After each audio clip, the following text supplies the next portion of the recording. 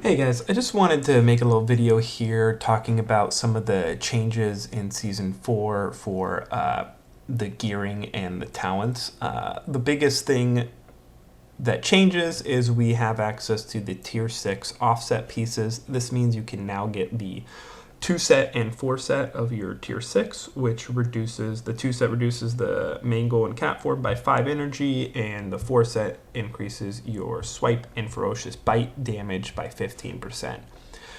This is huge because usually in the past seasons we've had to go 5 into ferocity in order to get our mangle energy down.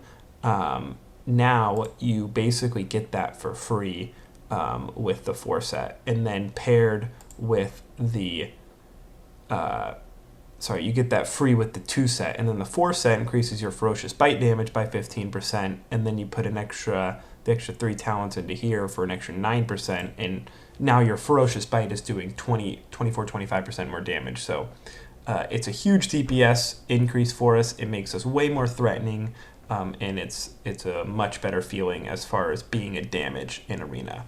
Besides that, you can see all the enchants here. I'm not going to go over each enchant, but as far as gems go, I think the meta is pretty self-explanatory, and then the only thing that's a little unique with Feral Druids is that we have to get the 4 spell hit gems in order to reach the spell hit cap. That's just for our CC to land, Entangling Roots, Cyclones, just to be more consistent. As far as some of these items, the neck is off of Brutalis and the back piece is off of Kil'jaeden. I personally don't have either. So right now, the set that I'm running is I use the KT neck and the KT back piece. And then the only difference is I put a spell hit gem in the bracers here. So that way I can get the 3% spell hit. Besides that, it's 4-piece PvP. If you can't get this season's shoulders, wear the last season's. I still like the 2 rings. I think the extra int and the extra spirit goes a long way for being able to pop out and use your utility. I think I've tried it with 2 DPS rings, and I've just found that it limits me. I feel way more mana constrained when doing that, so I still like to wear the 2 rings. But it's a bit of a preference here. If you're more aggressive, you could do like Angelisa's Revenge and Signet or Hardcorium. I just would stay away from anything with hit rating on it, as we're already past the PvP hit rating cap, and so it's just a wasted stat, which is important because when you're looking at weapons, there's obviously the Twins weapon. This is by far the best weapon a Feral Druid can get right now. The other option I would go with is probably the badge weapon. The reason I don't like the PvP weapons is, like I was saying, that they're itemized for hit, and the hit's just wasted. If you don't have badges, or you don't want to get badges, the PvP weapon does have some upsides. It's got the resilience, which is a huge thing we sacrificed this season. If you notice, we're not, without wearing the Dragonhide offset pieces, our resilience is pretty low. We're only at 181 resilience. So it does have that added benefit, but I kind of like the Season 4 Glass Cannon version of the Feral Druid here because your damage is just so big. The other item that is something I don't even know if I really like this that much. The reason I'm wearing the badge is because it adds that crit when you use it, and as I was talking with Ferocious Bite, because you have such a huge damage increase on Ferocious Bite, when it crits, we're talking 4k crits sometimes. It can absolutely be the difference between someone living and dying. If I wasn't wearing this, I'd probably wear Berserker's Call or Battlemaster's Cruelty. Battlemaster's Cruelty is very good still. It has the passive crit, which, like I was saying, the crit is very important for the Ferocious Bites. But on top of that, the on-use just helps a ton, especially with double DPS. Another option would be if you're a Jewel Crafter, I would probably be wearing this just because of the increased stealth level. But yeah, that's pretty much it as far as the items go.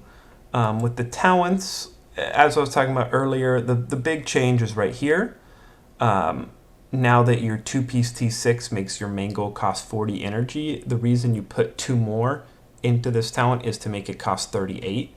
And then when main goal costs 38, it syncs up very nicely with your shred, which costs 42 energy. So together they cost 80, and all of your energy ticks happen for 20 energy. So you want a nice round number so that you can always expend all your energy, and then either power shift or pop out and clone or whatever. The other 3 points I put into Feral Aggression for the 9% more Ferocious Bite damage. Again, like I was talking about, Ferocious Bite is huge now. The next tier, I've played with and without the Feral Instinct for the increased better stealth. I personally like having it, but I'm also a Night Elf, which means that my stealth is a little bit better than a Tauren's, and when I spec 3 into Feral Instinct, I'm pretty much on par. It's a little bit worse than a PvP spec Rogue, but you're pretty much right on par. And when I didn't have Feral Instinct, I felt like I was being found way too easy. So I still like to go it. If you don't go this, you can put more into the Feral Aggression and maybe 1 into Thick Hide, but you got to get 10 points here, so you got to put them somewhere, and I like Feral Instinct. The next 2 rows are mandatory. Just get them. The next talent that is up for debate probably would be Improved Leader of the Pack versus Savage Fury. This gives you 20% more main goal damage, while Improved Leader of the Pack heals you for 4% whenever you crit. I tried both of these as well. This is for more damage, and I think this is for either more survivability or more what I call like sustainability. So, you're chasing a Resto Druid, and you're super far away from your priest who's being like hamstrung by a warrior, and the Resto Druid's putting up Insect Swarm on you so that you miss a little bit more, and then this is keeping you topped up so that you never have to kind of heal yourself. The other side of it is, if it's a rogue mage and they open the sap on your priest and then they do the sheep and the blind and all that stuff, if you're in bear form, this will heal you for about 700 health. So, it has a 6-second internal cooldown, but let's say it was 18 seconds of you getting hit on by the rogue mage and your priest is still like getting CC'd and stuff. That could be a total of 2k health, right? Which is absolutely a difference maker for your priest, making it to put the pain suppression on you or get the heals off that you need. So I like Improved Leader of the Pack for double DPS. I think it helps me survive a lot. But if you wanted more damage and that's not your problem, then yeah, you could swap these two.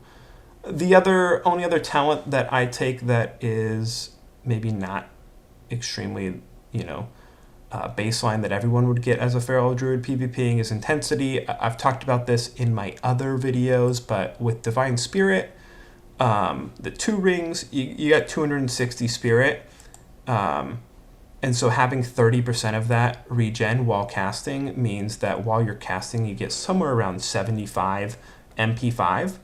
And when I'm doing, again, Druid Warrior as an example, I'm popping out and casting for 20 seconds at a time, right? I'm chaining my clones into my entangling roots, and then maybe I'm going, every time you cast a form also counts as casting. So power shifting counts as casting.